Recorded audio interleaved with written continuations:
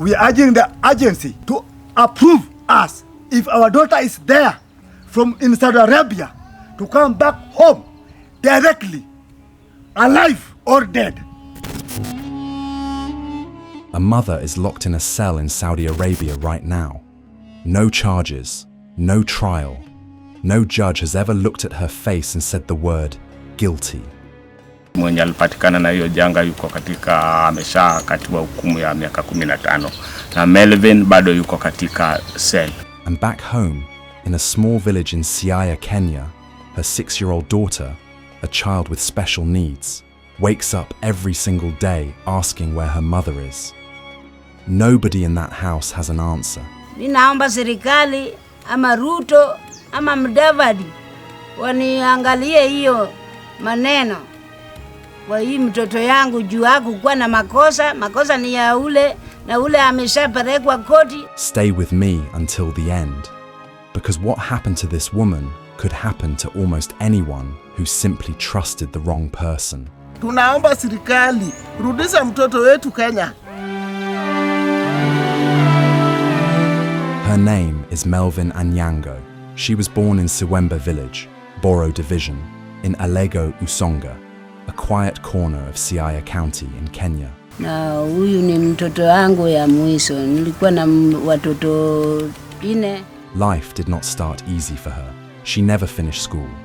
She became a mother while she was still practically a child herself. And in the countryside, where jobs are scarce and mouths still need to be fed, Melvin made a decision that millions of young African women make every year. She told her mother, Rebecca Owino, that she was leaving the village to find work in the city of Nairobi. Nairobi did not save her. She worked, but the money was never enough. She could barely support herself, let alone send anything home for her daughter, a little girl who needed extra care and extra attention because of her condition. Melvin would call her mother and explain again and again that the wages in the city could not stretch far enough. Every conversation carried the same quiet desperation. A daughter trying to convince her mother that she had not given up, even when the numbers said otherwise. Sasa alikuwa naambia mama, hii pesa ni kidogo sana hii napata. Siwezi lipa nyumba na niende nayo kwa fare na nipate ya kutuma nyumbani. So Melvin made a second decision. If Nairobi could not give her what she needed, maybe another country could. She told her mother she wanted to go to Saudi Arabia. This meant asking her already struggling mother to sell the family's livestock, the animals that represented years of saved wealth, just to afford the journey. Rebecca agreed. What mother wouldn't, if she believed it would change her daughter's life? Ameenda, akifika huko aliniambia mama nimefika mzuri. When Melvin arrived, she told her mother that the first days felt peaceful, but that peace did not last.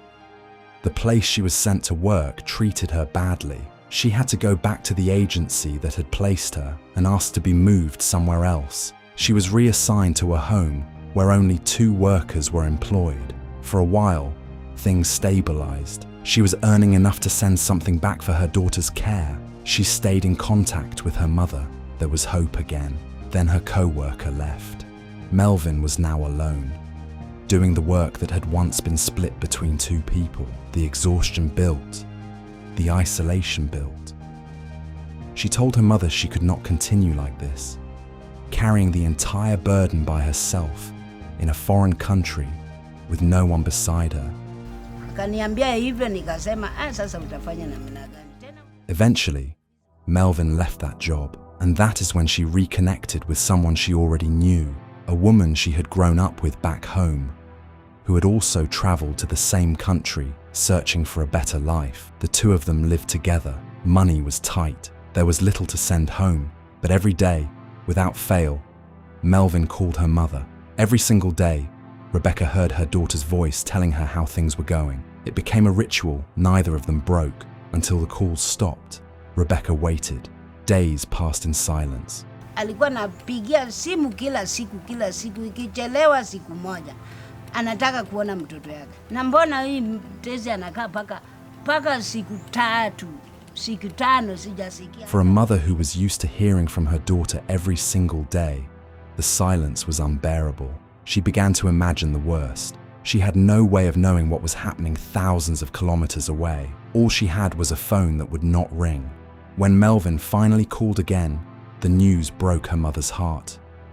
Melvin told her, in a shaking voice, that she had been arrested. Tarehe 15 akaniambia, "Mama, ukaje?"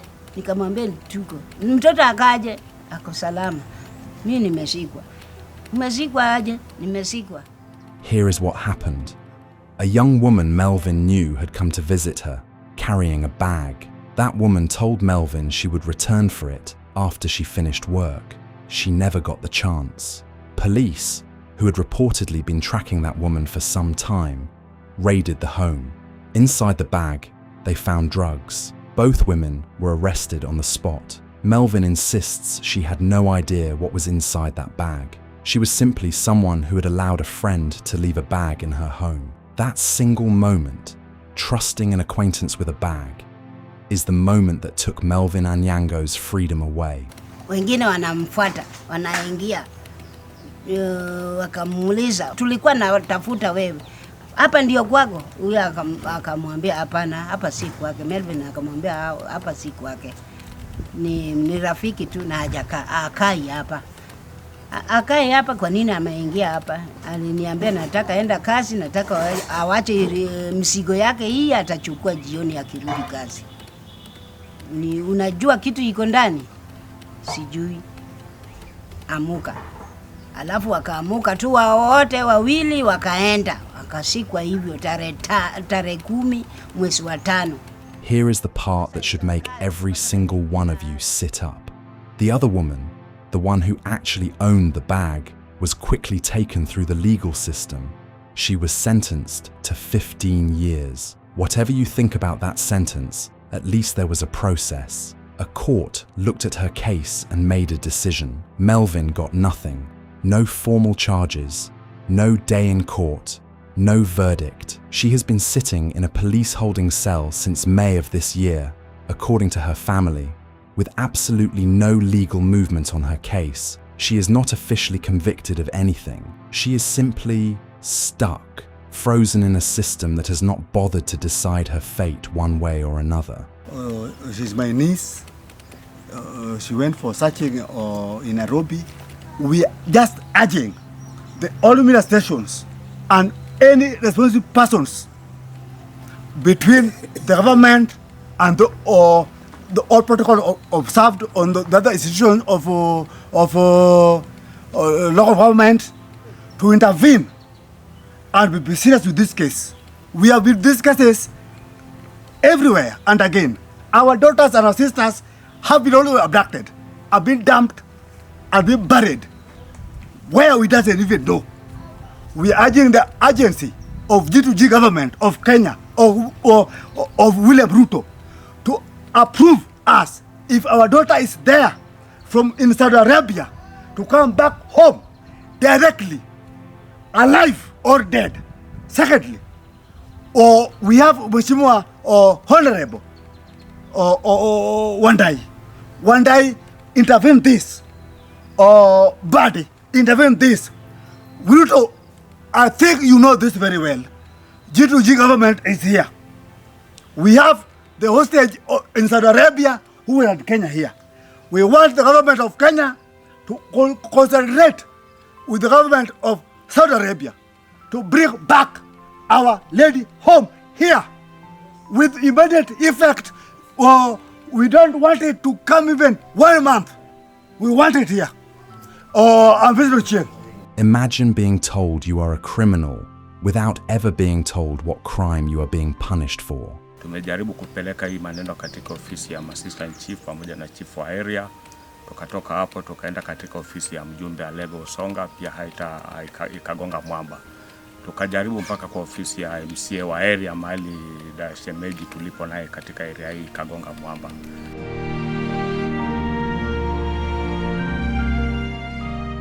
Back in Siwembe village, Rebecca Owino is trying to hold everything together with almost nothing. She is now the sole caregiver for her granddaughter, a 6-year-old girl who needs consistent special care that Rebecca can barely afford. There is no steady income. There is no husband providing support. There is an aging grandmother and a vulnerable child, both waiting for a woman who might not come home for years, if she ever comes home at all. Mimi sahi nimekuwa mkere, siwezi linda mtoto. Mimi naomba serikali ama Ruto ama Mudavadi waniangalie hiyo maneno kwa hii mtoto yangu juu hakukuwa na makosa. Makosa ni ya ule, na ule ameshapelekwa koti, na huyo bado hajapelekwa, bado anasumbuka tu kwa nini, kwa cell.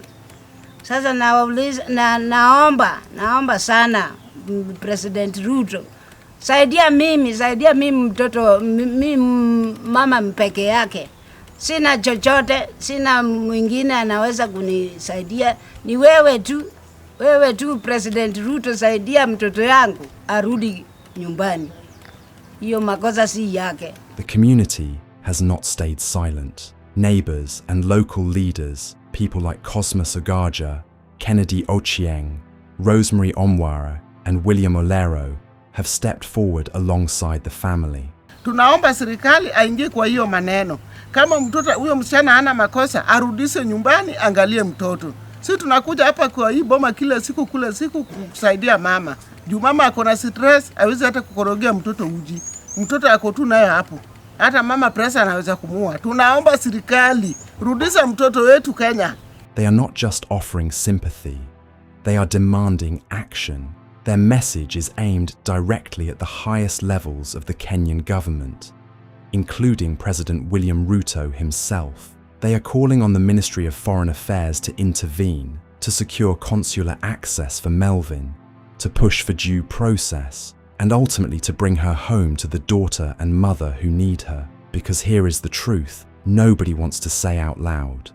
Sasa sisi tukikaa chini kama familia tumegonga mwamba, kwa hivyo tunaomba serikali ya Kenya kati ya Mheshimiwa Ruto kama rais wetu wa Kenya, na tena yeye ndio kiongozi wetu wa Jamhuri ya Kenya, kulingana na hii shida imetupata, hatuna mbele hatuna nyuma. Tunamuomba kwa binafsi zetu kama familia aingilie kati, ni kwa sababu mtoto bado yuko rumandi, mwenye alipatikana na hiyo janga yuko katika ameshakatiwa hukumu ya miaka 15, na Melvin bado yuko katika cell. Kwa hivyo mimi naomba katika ofisi hata ya Mheshimiwa Honorable Mudavadi ashughulikie maneno, kama mtoto anaweza kupata usaidizi, arudi katika familia na arudi kuona mtoto wake. Hata katika ile hali mmekuja na mkaona mtoto vile alivyo, mtoto yuko hali mbaya, boma ndio hiyo, hakuna hata kitu mzuri ambapo sasa tunaweza kupata.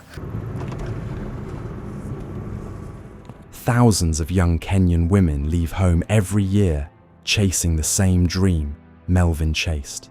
A better wage, a chance to support their families. Most stories like this never make the news. Most families never get help.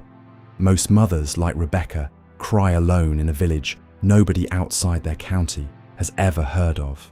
Mwenye hiyo mzigo alishapelekwa koti. Yeye hajapelekwa koti, bado anawekwa tu. Nasema tu wanakaa tu. Hakuna mtu wa kusaidia. Naomba Mungu aingie kwa roho yenu. Saidie mtoto yangu arudi. Hata kama ni nini, arudi achukue mtoto yake. Melvin Anyango is still sitting in that cell tonight, not knowing when or if anyone is coming for her. Her daughter is still waking up every morning asking for a mother who cannot answer. And somewhere in a government office, a file with her name on it is sitting untouched. Wabiro iri mondo wachokre kakanyuola kendo kakosiep Nyasachwa. Yie mondo iparwa iwach manadi madbedi nikech onge gima nosetami. Omiyo chak kodwa kendo itie kodwa nikech wasaye nyi Kristo Ruodhwa. This is not just her story. This is a warning for every family sending a daughter, a sister, or a mother abroad with nothing but hope and a plane ticket. If you were moved by what you just heard, do not scroll past it in silence. Subscribe now. drop a comment telling us what you think should happen to Melvin. Share this video with someone who needs to see it. Hit like and join our channel membership to support more stories like this one.